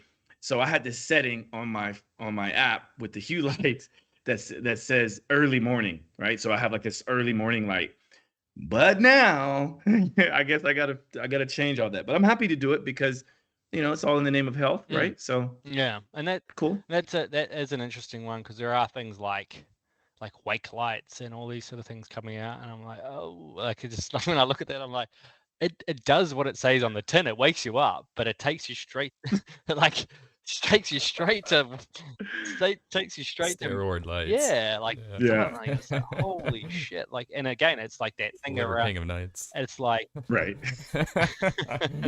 it's missing all those beneficial spectrums of red, so it's waking you up, but then it's causing damage to your eyes over that long term, and it's what we call phase shifting your circadian rhythm. It's shifting it instantly to midday based on the spectrums, and then like, so what does that do to you at night? Like your brain just ends up in a state of confusion essentially. Like the way it's been entrained is like that system, that circadian system, has been entrained by us living outdoor lifestyles, right? And just because now we live indoors doesn't mean that system has suddenly changed the way it operates. And it's just doing, the human system is just doing exactly what it's been designed to do.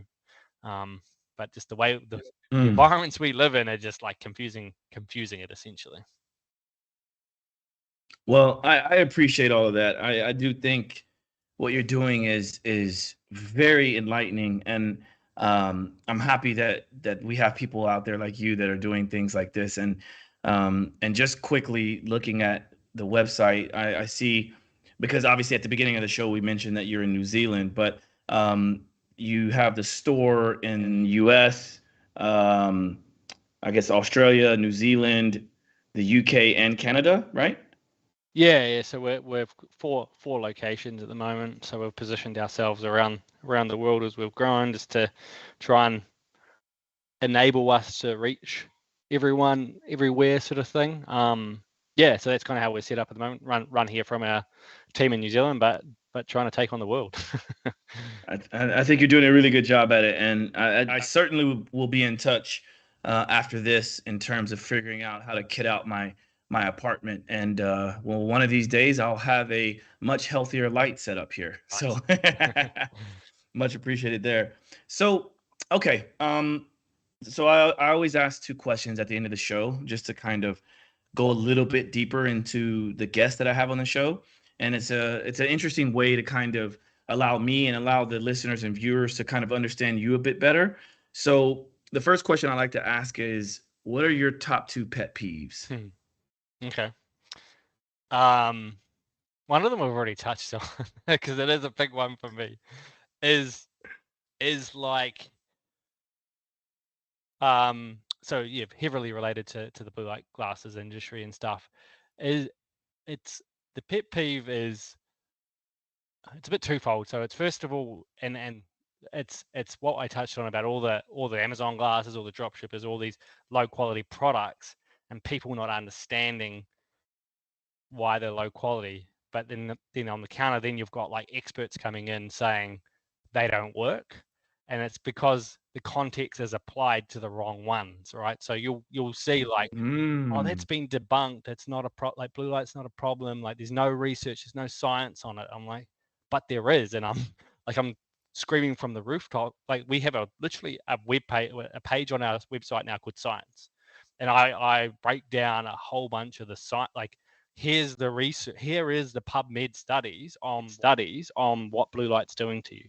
Like one day I just got so fed up with it, and like people just trying to say like, oh, you're like, you're a scam artist, you're just trying to like make money, and I'm like, all right, now it's time to like literally have a resource where I can just go, okay, well, here you go to this page, look at this, and then come back to me and tell me how there's no research on it. So we've broken down like, this is the issue with flicker and lighting, here's the research. This is the issue around green light, here's the research. This is the studies showing the benefits of literally wearing blue light glasses. This is the studies of how blue light impacts different health outcomes. So like, there it all is, but that's the peeve, because I still have to like fight to like get people to understand, and I kind of get it because of the industry and all the actual junk that there is in the market. So people are like, oh yeah, I bought those and they didn't do anything, sort of thing. So that's really big. And it actually reminds me of like the constant conversations I have when people talk about like, and it's not just applied to the one thing, but one of the common ones I get is like, oh, meat is bad for me, right? So I'm cutting out meat.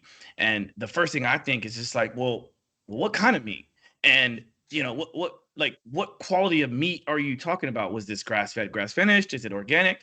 Is it, a hamburger from McDonald's or Arby's or something, right? Like, so it's very different. And it's the same thing with this whole lighting situation, right? It's like, what studies are you referring to?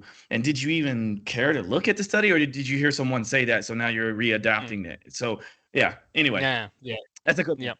It's a good one. The next one is more general to apply to health as a whole.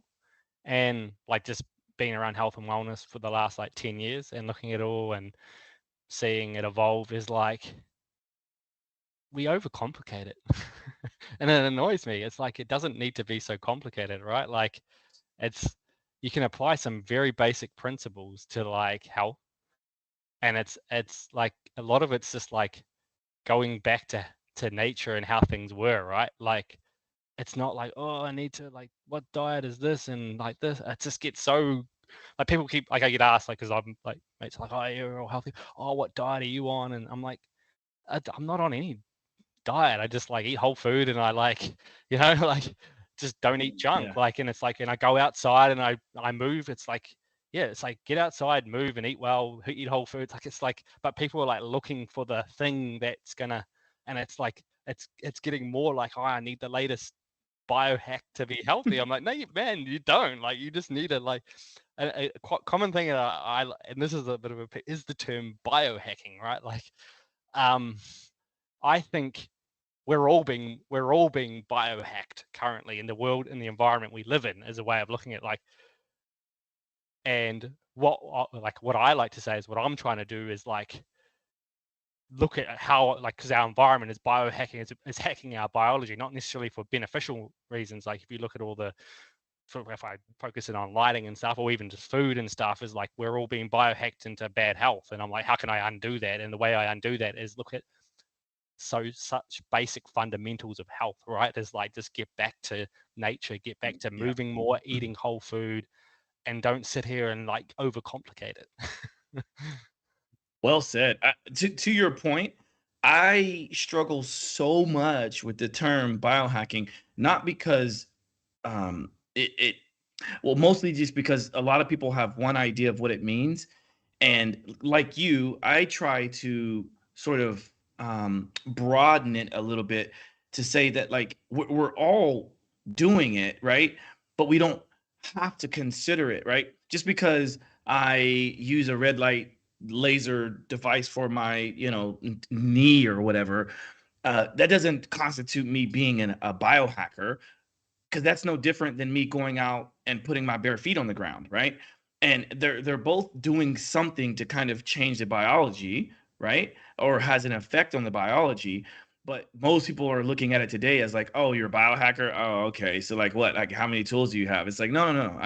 I go and swim in the water, even if it's, middle of winter. You know what I mean? It's like, this is kind of what I'm trying to do with it. So I respect that what you just mentioned, because I do think that there's a lot of misinformation, and I think like almost like a negative connotation to the term now. So I struggle with putting that on my profile anymore. Sometimes I do, sometimes I don't. But I know we were talking about this, Gordon, before figuring out the lower third, right? Like, do we put biohacker on there, or do we stick with like I'm talking? I now prefer the term health optimization, and Right. even that is something like, I wish there was a better way to describe the journey of going to optimization, right? Because like health optimization almost makes a person think that there is an end point, and I don't think there really is, right? We should always be evolving, right? So maybe it's health evolution, something like that. Journey. Yeah, exactly.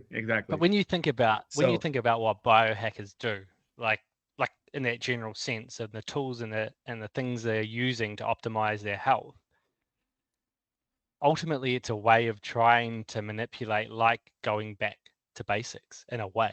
Like, for example, the glasses and all that, it's trying to simulate the same environment you would have been in a natural environment. So most of it is that. So that's why it doesn't need to be that complicated. If you think about the basics of just going back to basics, there's tools and stuff you can help you get there, but don't overcomplicate it in your own mind to be like, there's something I need, that I need this thing because it's gonna like take my health to a further level. But if you just think back to the basics and go, well, am I living in a basic natural environment? No, I'm not. Well, what can I do to bring myself closer to there? Because that's where I'll find better health. And now, you can use the glasses and the biohacking tools to do it, but just don't overcomplicate it. Mother Nature's the ultimate hacker. That's it. That's right. Yeah, that's absolutely right. Yeah. Yeah. Beautiful. Well, this has been so fun. And I've totally kind of lost the concept of time, which is great because I don't really care. I don't have anything else to do after this except I'm in the middle of a prolonged fasting diet. Are you familiar with prolonged, Nah, I'm not. No, Daniel? I'm not. No? Okay. Yeah. So I'm fasted and I get the opportunity to have a soup for dinner when I finish this. So that's what I'm up to today. But yeah, for all the people that hopefully are still listening and watching and enjoy this conversation, what is the best way to keep in touch with you and what you have going, like the socials and the website and all that stuff? Yes. Can you mention? Yes. Yeah, so you'll find us on most of the social platforms. So Instagram, BlockBlueLight_official. You'll find us there. Haven't been posting on there as much as we want to, but we do try and provide good content on there. Our website is like where we have like the most knowledge and resource. So BlockBlueLight.com is probably the best place to come in. The blog is where I spend a lot of my time with education, and we've probably got 80 to 90 articles on there at the moment.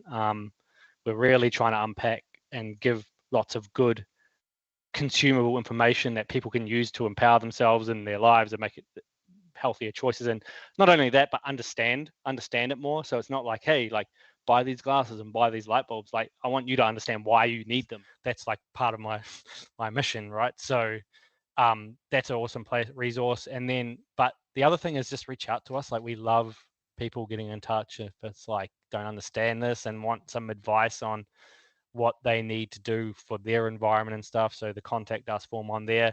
Jump on to either Facebook chat as well. We're on there. I even jump in and answer some of the questions when I can. So that's the best ways to get hold of us. Amazing. Well, this has been such um, a really cool moment, even to challenge myself, right, with a number of the things that we talked about. And, throughout this episode, it's been one of those things where I've kind of rediscovered what I need to do to focus on it, because it's almost like I say to other people, don't just try to fix something and it's fixed, right? Check back in, retest, test. Talk to people like yourself who is more of an expert in lighting than I probably ever would be. And I realize now that I have an opportunity to make my home healthier, right? And maybe I had a good start, but what I learned in chatting with you is that we definitely have places to go, right? So we can carry this on. And so that's a bit of a recap. If you didn't get a chance to listen to all this, definitely go back. You might have to like take notes and, check in with Daniel or check in with me if you want. Also, BlockBlueLight and Daniel has been very gracious enough to give me and the listeners and viewers of this podcast a discount. So you get a 15% discount at blockbluelight.com. And that discount code is Josh15. So if you're curious like me, I'm probably going to buy up everything on the store and transform my environment. But yeah, this has been fun. And again, don't forget to go check out all the socials, check out all the websites, and hit us up. Give us feedback. Let us know, is Daniel and his company bullshit or is it really working, right? So, but yeah, this is Josh from Simply Walk the Talk signing out. Daniel, thanks for your time. Thank you to the listeners and viewers. Peace. Cheers.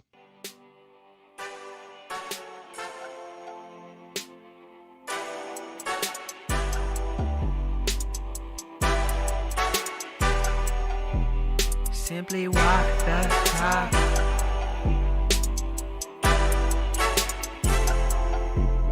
Walk the talk, talking facts. Move like me, but I move a little fast. Make my move, here to last. Fasten these seatbelts, I'm coming past. Take care of me, longevity. Hack my biology, better believe. Walking the talk, soul, mind, and body connected. Better come give us a listen.